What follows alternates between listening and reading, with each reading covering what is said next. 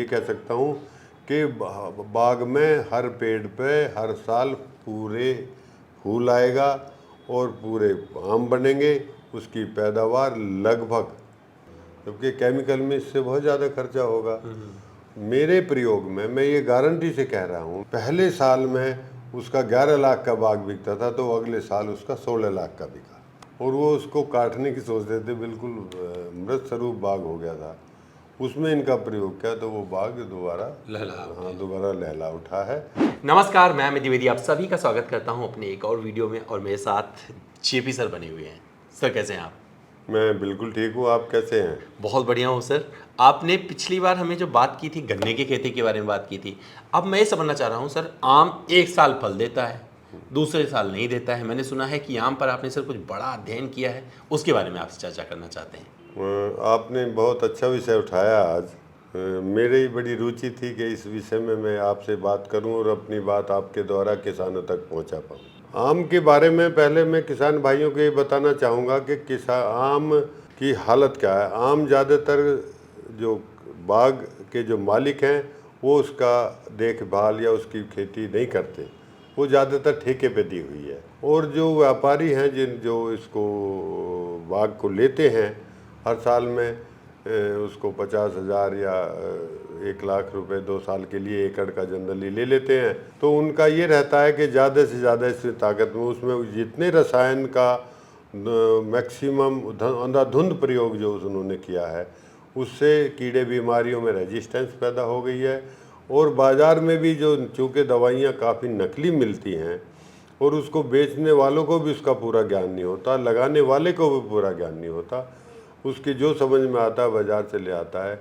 कुछ कोलतार वगैरह कुछ ऐसी चीज़ डालते हैं जिससे कि उसमें ज़्यादा से ज़्यादा आम उसमें आ जाएं और उसकी ताकत जो है ख़त्म हो जाती है। और ये ऐसा है जैसे कि गांव में कहावत है कि अगर किसी गाय को या भैंस को तेल या चीनी दे दें तो वो सींगों तक का दूध निकाल लेती है, उसका दूध निकल आता है उसी ब्यात में।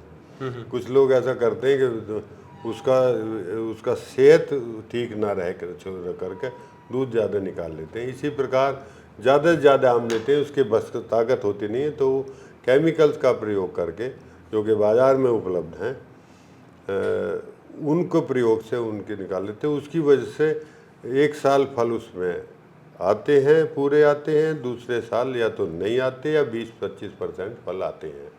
इसको मैं एक कहानी किसान भाइयों को समझाना चाहूँगा कि जिस प्रकार जैसे हमने कोई भी गेहूं का फसल हो, धान की फसल हो, गन्ने की फसल हो, सब्जी हो, वो जितने महीनों की या जितने सीजन की एक फसल होती है, वो उसके लिए दाने यानी कि बच्चे जो उन्होंने पैदा किए वो उनको पैदा करके मर जाती है। फसल पैदा हुई, दाने बन गए, गेहूँ मर गया, चावल मर गया, सब मूली है, मूली बना के वो ख़त्म। हर चीज़ फसल, बैंगन है, फल देगा, कुछ दिन तक फल देता रहता, फिर वो सूख जाता है। सरसों है, वो भी ऐसी ज़्यादातर फसलें जो हैं या तो एक सीज़न में या एक साल में, जैसे गन्ना है एक साल में, इसी प्रकार सारे पौधे मर जाते हैं एक साल देकर। जबकि जितने फलदार वृक्ष हैं ये इन्हें बहुत साल तक खड़ा रहना पड़ता है। मैंने आम के बाग तो देखे 60-60, 70-70, 80-80 साल पुराने होते हैं। तो मैं उनके जो आम हैं मैं उनको कहूँगा इन्हें बहुत सारे बच्चे हर साल पैदा करने पड़ते हैं फल के रूप में, और खुराक उसे पूरी मिलती नहीं है।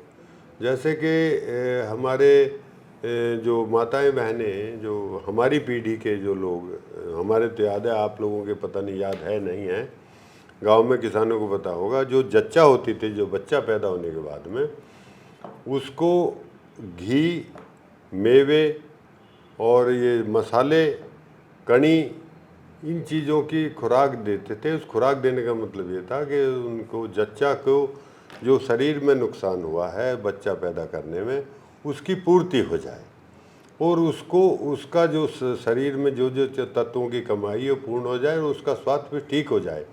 उसी का नतीजा था हमारे पुराने ज़माने माताएं बहनें 8-8, 10-10 बच्चे पैदा करने के बाद भी स्वस्थ रहती थी, क्योंकि वो 10-10, 20-20 किलो घी एक बार बच्चा पैदा करने में, एक जापे में इतना घी उन्हें दिया जाता था। कुछ उसके पियर से भी आता था, कुछ ससुराल से मिलता था, और वो सांदे के लड्डू, गांव वालों के किसानों के याद होंगे, सांदे के लड्डू वो खाती थी, जिसमें सारी चीज़ों का समावेश होता था।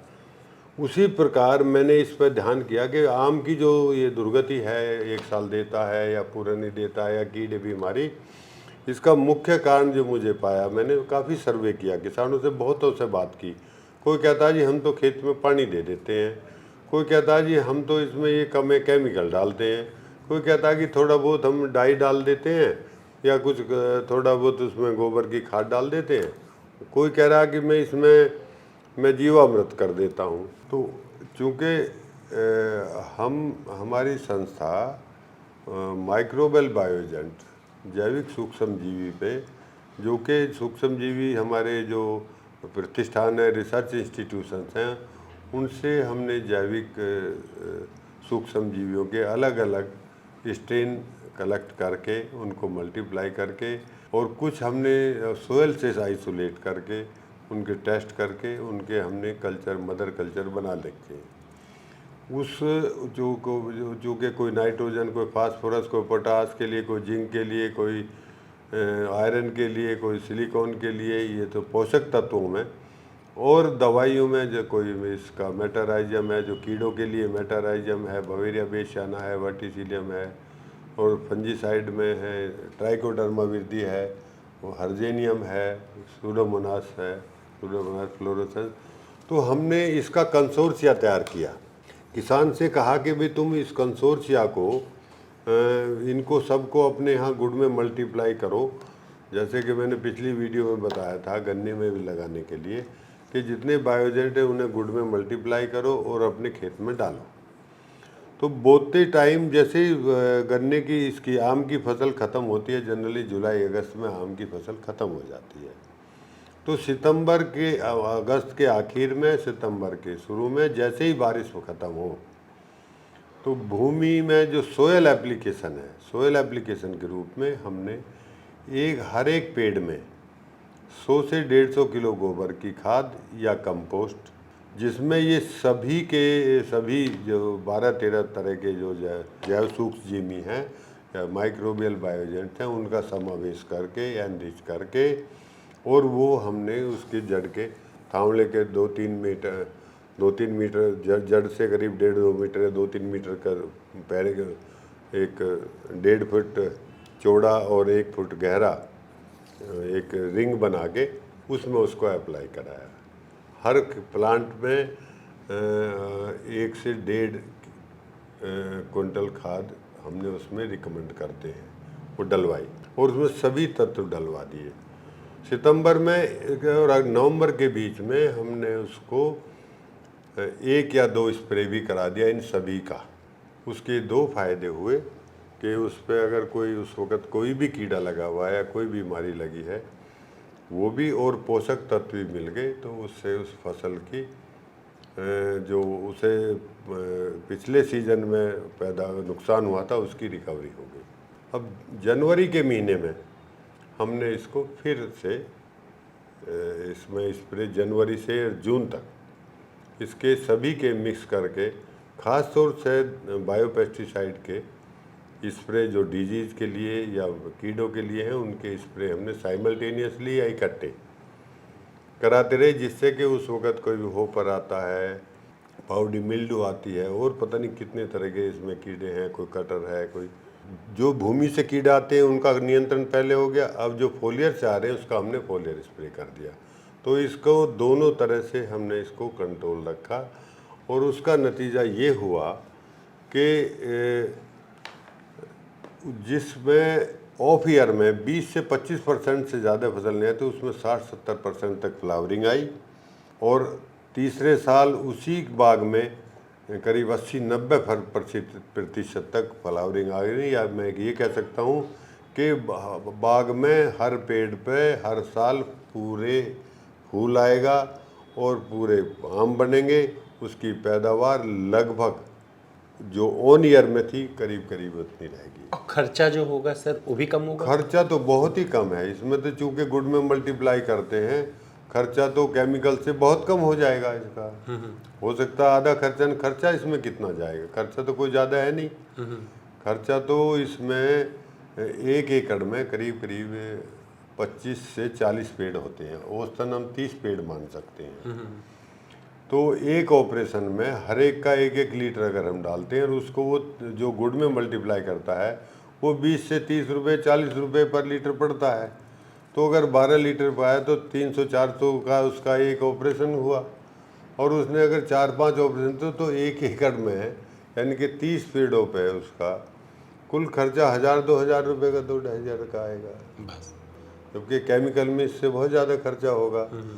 मेरे प्रयोग में मैं ये गारंटी से कह रहा हूँ, मैंने ये प्रयोग देवबंद में एक चंदेना कोली गांव है, वहाँ के चौधरी धर्मवीर सिंह हैं, उनका 11 एकड़ का बाग था और उसमें ये जो अल्टरनेट फ्रूट बियरिंग की प्रॉब्लम है वो पहले साल 50-60% कम हुई, फिर इस साल वो 100%।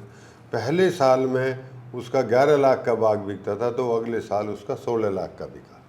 फायदा भी। हाँ, बात कर सकते हैं, मैं उसका नंबर भी दे दूँगा, कोई किसान भाई पूछने जाएगा जाके मिल सकते हैं इसके बाग में। और उनका क्या करेंगे सर, उनका वीडियो करेंगे जाके? हाँ, उनका वीडियो कर सक्सेस सकते हैं, स्टोरी। हाँ बिल्कुल। और एक यहाँ हापुड़ के पास हैं जो असोड़ा गांव के हैं आशीष त्यागी जी, उनके बाग, उनका 30 एकड़ का बाग है, उनके यहाँ भी ये इसी तरह की परफॉर्मेंस आई। और भारत भूषण त्यागी जी का एक बाग है, उसमें करीब करीब 62 साल का बाग था उनका, और वो उसको काटने की सोच रहे थे, बिल्कुल मृत स्वरूप बाग हो गया था। उसमें इनका प्रयोग किया तो वो बाग दोबारा लहला उठा है। और ये जो मैं चंदेना कोली वाले बाग की पहले साल की बताऊं कि उसमें पैदावार पहले साल 30 से 40% बढ़ गई, जबकि ये कहते हैं जैविक में पैदावार घटती है। मैंने पैदावार उसकी बड़ी देखी, किसान से जाके आप पूछ सकते हैं, मिल सकते हैं और इसके जो मेरे कथन को वेरीफाई कर सकते हैं। एक और चीज़ ध्यान में कि जो उसका फल गिरने का है वो इसके अलावा कुछ किसान और भी चीज़ें डालते हैं, वो कुछ 2-3 चीज़ें के पोटेशियम नाइट्रेट है, प्लस वो है, कई चीज़ों का और भी डालते हैं कि फ्रूट फॉलिंग, जैसे आंधी में फसल आम गिरता है ना, तो आंधी में जो आम गिरता है वो भी नेग्लिजिबल था।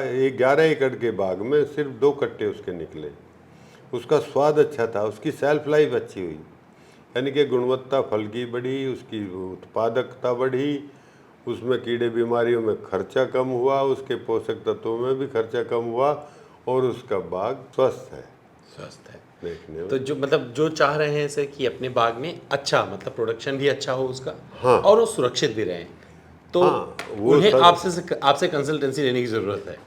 हाँ, मेरे से सलाह लेने, कंसल्टेंसी तो अंग्रेजी में तो एट चार्ज, पैसे फ्री क्या जो हाँ, मतलब सुझाव अगर चाहिए, कुछ सहायता चाहिए तो आप बैठे हैं। वो देखो, हमारे वेस्टर्न यूपी में और वैसे भी यूपी में आम की फसल पे बड़ी क्राइसिस है। लखनऊ वाले हों, ये उन्नाव वाले हों, इधर वेस्टर्न यूपी में धौलडी है, रटोल है, सहारनपुर बेल्ट है, ये किठोड़ बेल्ट है, बुरशाने की बेल्ट है, इतने आम हैं।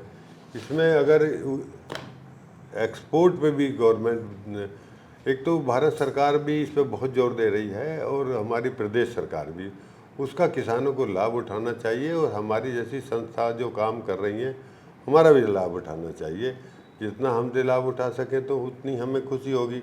और एक्सपोर्ट का आम तो हमारा फलों का राजा कहते हैं, हमारे भारत में इसको फलों का राजा कहा जाता है।